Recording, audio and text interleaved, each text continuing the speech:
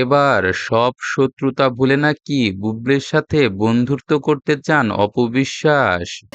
তো ওই আমি দেখলে হয় কি আমার কাজে হ্যাম্পার হয়।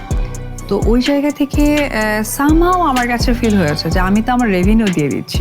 অপবিশ্বাস এক অনুষ্ঠানে এসে বললেন তিনি নাকি বুবলিকে ক্ষমা করে দিয়েছেন।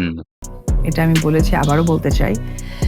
আমি লোক রেখে দিয়েছি সোশ্যাল মিডিয়ায়। কারণ সোশ্যাল মিডিয়াও তো মেইনটেইন করতে হবে। কারণ বুবলির সাথে তিনি আর কোনোভাবেই সংঘর্ষে জড়াবেন না।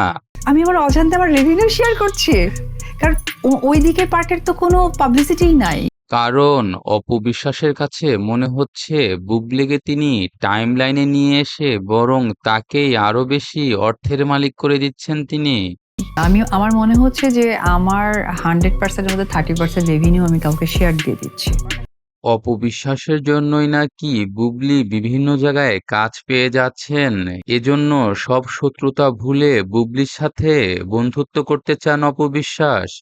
যে সাপোজ আমার একটা কোনো কাজ এসেছে, সেই কাজটা কোনো কারণে আমার ফাইন্যান্সিয়ালি বা ব্যাটার বলে মিলল না, তখন তারা ঠাস করে আর টিপটা, তখন আমি এটা যখন বুঝতে স্টার্ট করলাম, তখন বললাম যে কিরে, আমি আমার অজান্তে আমার রেভিনিউ শেয়ার করছি।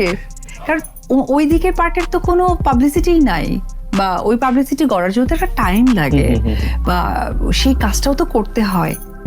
তারা তো আমাকে পছন্দ করে, আমার কাজ দেখেছে, আমার কাজের জায়গা থেকে তাদের কাছে আমার পরিচিতি এসেছে। কিন্তু যে মানুষটি লেখে, মানে আমি লেখার পরে পরিপক্ষ যখন আরেকটা লেখা আসে, তখন তো পাবলিসিটি হয়। আমি পরে মনে হয়েছে আমি বোকার মতো কাজ করছি, আমি আমার 30% রেভিনিউ কেন মানুষকে শেয়ার দিয়ে দিচ্ছি।